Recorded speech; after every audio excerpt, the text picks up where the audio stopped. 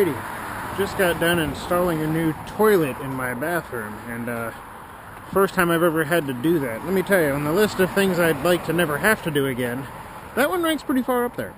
But so all done now. I'm gonna go down and get some McDonald's for me and some of the family, and then I'm going to come home and hopefully get a shower, because I've been wrestling with a toilet for the last 2 hours, which is mighty enjoyable, let me tell you. So every once in a while, when it's really cold outside, the e-brake cable on my red Civic sticks a little bit. The ends of the cables right where they go into the rear brake drums are a little bit swollen, and I've known about the problem for a while now, but it kind of fixed itself after I was about ready to start looking at parts and shit last year, so I kind of just forgot about it. But now that it's really cold again, I believe they're sticking a little bit, and I don't park on a significant hill or anything.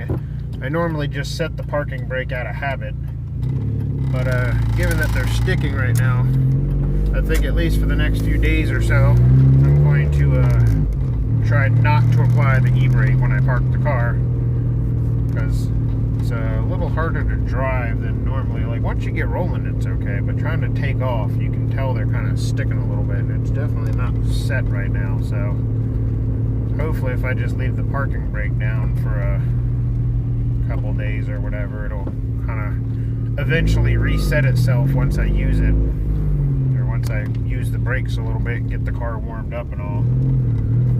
So, on a side note, I'm pretty sure the exhaust leak that my red car has is getting even worse than it already was. So I think I should be getting some extra money right around Christmas time. I think once the holidays are all over, I should have enough money to just go ahead and buy the whole new exhaust system, because this thing's got holes from front to back. It's got a couple little pinholes up in the short little pipe that comes right off the cat, connects to the cat back. And then there's a gigantic hole in the side of the muffler that I had temporarily patched at one point with a soda can, where the hanger had rusted off the side of the muffler. But I believe that temporary repair has blown out. I think that blew out when I was on like the 400-mile trip down to Myrtle Beach for my honeymoon at the beginning of the summer.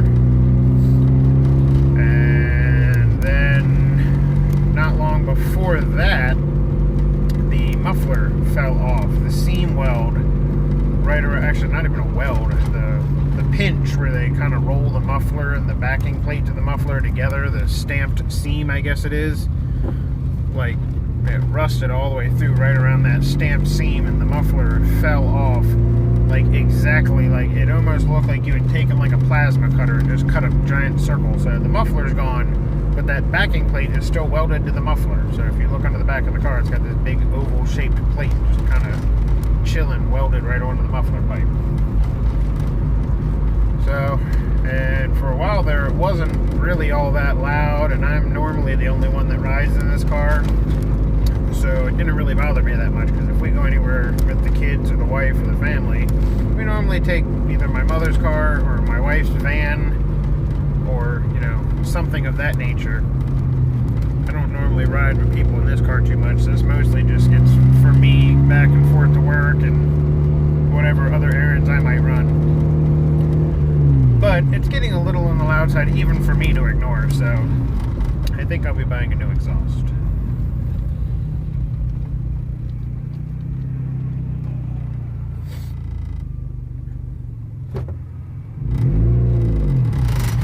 I have kind of grown fond of the GoPro's wide angle lens.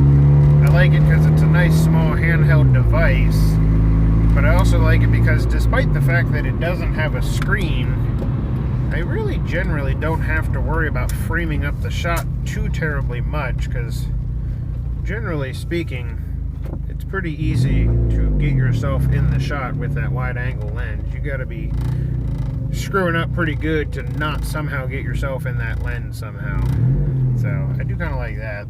The downside is it's a few extra steps involved in getting the photos and media and video to your phone, which is where I edit my videos at. So now if I was editing them on a laptop, it probably wouldn't be nearly as big a deal, because I would be probably importing the media straight from my phone to my laptop anyway, or at least pulling it from Google Photos cloud server or whatever.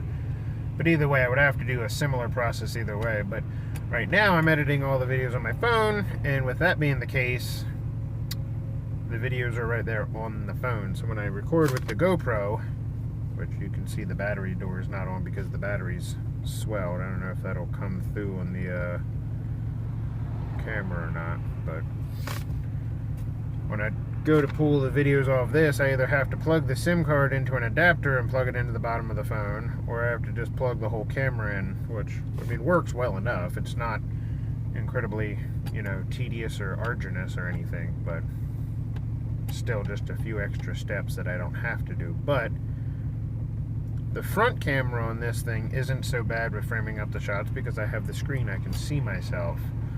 But the back camera is a whole different story. Like, it takes really good photos and video, but it seems to, it naturally zooms in a bit more than you might expect.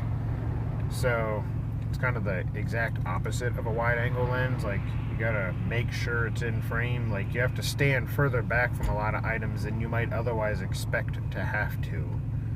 Like when I did that walk around of the red car, I had to be quite a bit further back than I expected to have to be. So I don't know. It's a give-take.